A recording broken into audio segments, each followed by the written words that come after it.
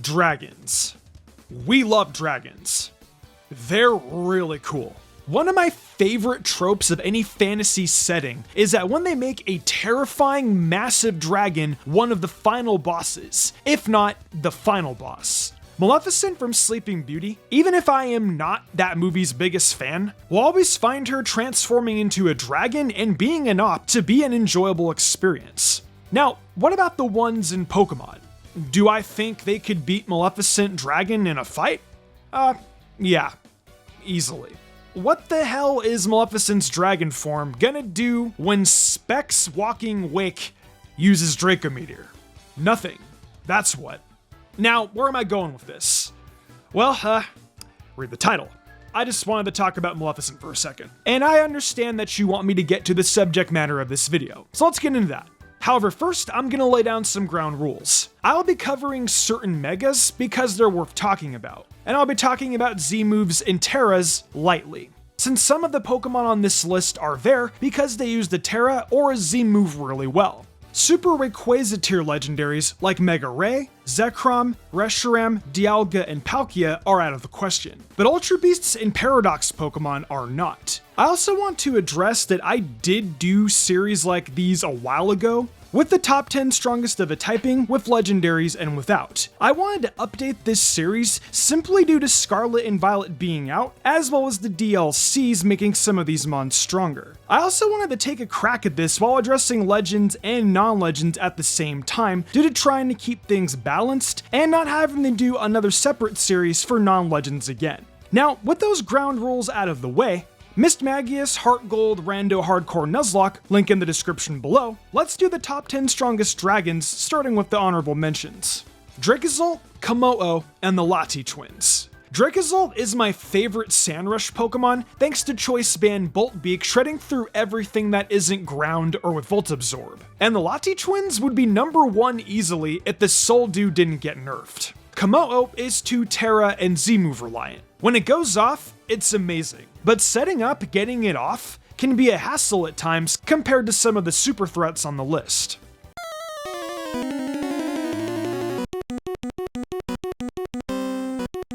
I freaking love Charizard, dude. I think Charizard is pretty cool, and I will continue to say it until the day I die. The day it became a proper dragon thanks to its X version Mega is a day that will live in my head rent-free, and I'm confident that applies to a lot of people. So why do I think this is better than the Mega Latis, Dracozolt, and Komodo? Because after one Dragon Dance, Megazard X becomes a nigh unwallable threat. The Latis have the issue where they don't get much from a Dragon Dance, and Calm Mind doesn't help them versus a fast U-turn. Dracozolt needs sand desperately, and Komodo has to try to get clanging scales going to be a threat, which is hard to do and costs HP. Charizard is incredibly simple. Find an opportunity to set up a Dragon Dance and spam Tough Claws boosted attacks until the opponent's Pokemon are gone. And there are times where Charizard doesn't even need Dragon Dance, thanks to its solid base 100 speed. But that Dragon Dance is just so game-winning if not prepared for that, it's insane. And thanks to its fire typing, it can't be burned, which makes it all the better. Admittedly, with the insane threats that have come out over the years, it feels bad not putting our guy higher. And if not for Scale Shot, it would definitely be below good old Charizard. The Garchomp is still very much a force to be reckoned with. We know why at this point. It can set hazards, it can play mixed, it can play straightforward aggressive, and it can play some weird mix and match. It's just a shame base 102 speed isn't what it used to be.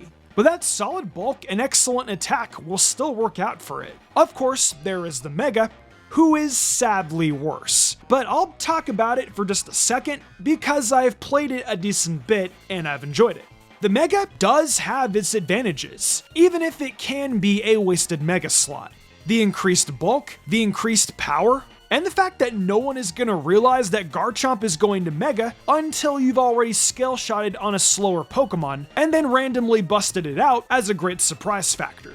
Although, in exchange for said Mega, you do lose loaded dice. Its wall breaking is also insanely good, and sometimes you'll play Mega Garchomp with no sand on Natdek's ladder, and then run into a sand player, and it's cathartic knowing that they've set everything up for you. It's not as good as Garchomp regular, but I love it all the same.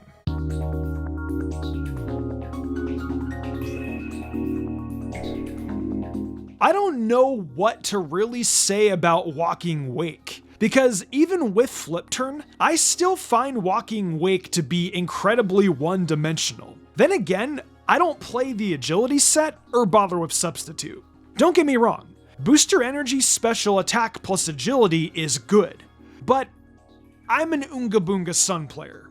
I just send in Specs Walking Wake in the Sun, and I hit the funny button. It's got great speed, a great typing both offensively and defensively, Hydro Steam is very broken, Sun is very fun, and the Sun Mirror is stressful because your Walking Wake and the opponent's Walking Wake will stare each other down, and you'll be praying you win in a speed tie. Go nuts with this one, because the moment you get the water resist out of the way, you basically win the game usually. Have fun forcing out Gliscor's Terra with this bad boy. So remember when I mentioned earlier that some Pokemon are really good because of their Terra? Yeah, Dragonite, while not exactly super carried by its Terra, is one of the better Terra abusers in Generation 9. The heavy-duty boots and multi-scale with the Dragon Dancing, extreme speeding, and Terra normalizing is stuff that you've heard before. Same with teching Encore to punish a setup attempt. So I won't waste time explaining how to endgame clean the opponent in the usual fashion. I don't remember if I've mentioned that Choice Band Outrage Dragonite is a thing I've seen people run though, so that's another thing. Now, what weaknesses does Dragonite have? The same stuff it's always had since it became a Dragon Dancer. Burn sucks, you'd hate the usual dragon weaknesses, and you better have some amazing Rapid Spin support if you want to play anything but boots on your Dragonite, or you basically have no ability.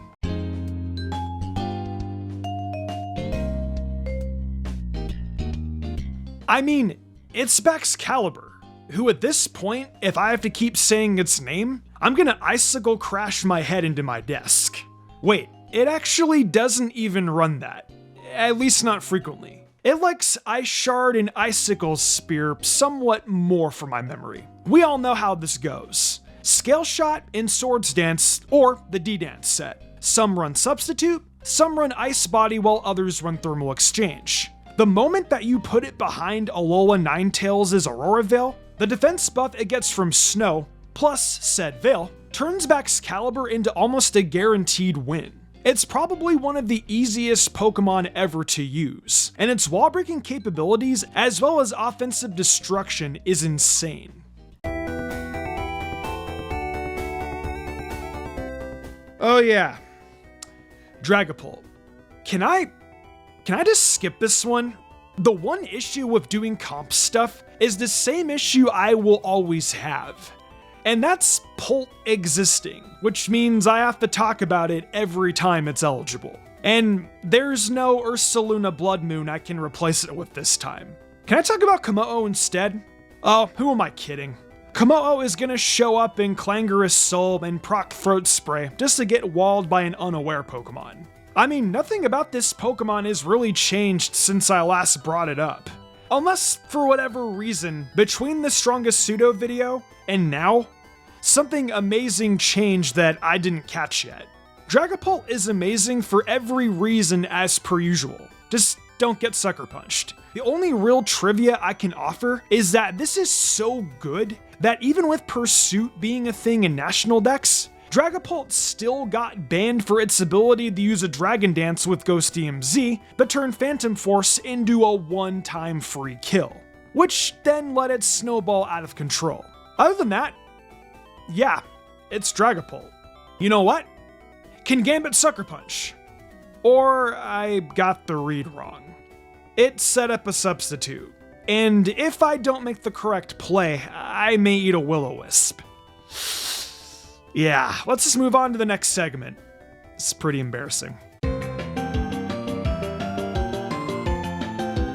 Well, while my opinions of Dragapult were arguably wordy, and I had a lot to say about it, this Pokemon, not so much. Admittedly, it not coming back in the DLC, that I know of, hurts me.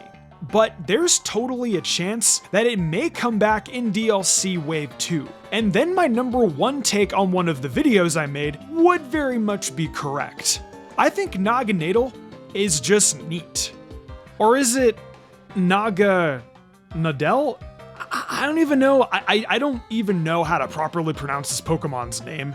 So, I mean, if you could, please correct me so I don't mess up again. Anyways, it's got the lowest base stat total on this list, sure, but that doesn't matter too much when it makes up for it with relative ease thanks to its kit and the stats it does have. Sure, maybe I'm overhyping it a little too much for a Pokemon that's slower than Pult and doesn't have as much versatility.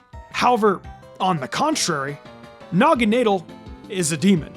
Sludge Wave to hit fairies, Draco Meteor to hit dragons, Fire Blast to hit steels, and Nasty Plot to get the setup going is literally all it needs, especially in tandem with Speed Boost, which will boost its highest stat every time it scores a KO, which will typically mean that revenge killing it with a Scarfer just became very unrealistic. Naganadel with, I think it's Naganadel?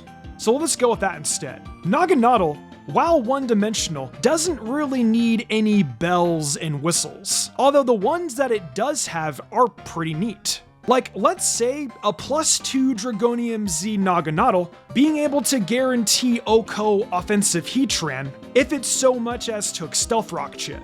Of course, said move has to be Draco Meteor, but that one-time Z move is sometimes all you need, and the Draco Meteor is just assurance. Its wall breaking and offense breaking with just 4 moves is really massive, and you don't even need to run Devastating Drake. Sometimes, Life Orb is all you need. Or sometimes you can get silly and lead a Sash Naganadel. Just a nasty plot in the face of someone's lead and hit as many buttons as you can until you drop. And to think its pre-evolution Poipole is the Ultra Space equivalent of Charmander, Bulbasaur, and Squirtle. That's mortifying.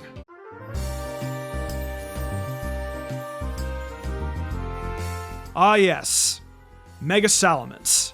Even if Mega Salamence probably isn't what it used to be, it's still incredibly broken.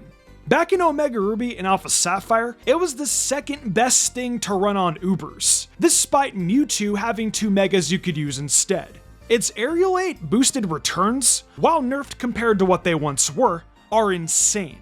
Intimidate before Mega gives it some extra bulk, and with moves like Dragon Dance of course, Roost, Earthquake, Iron Head, Fire Blast, and your choice of Dragon Claw, Outrage, or a mix-up of Draco Meteor gives it a lot of versatility. All of this coming off of these absolutely insane stats.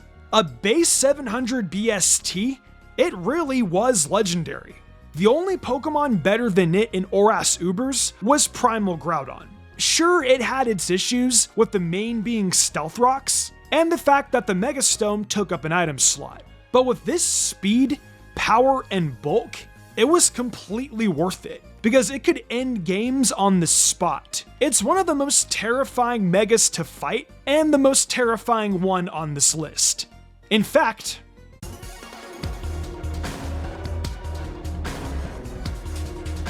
for our next entry, technically it is Mega Salamence, but it also isn't.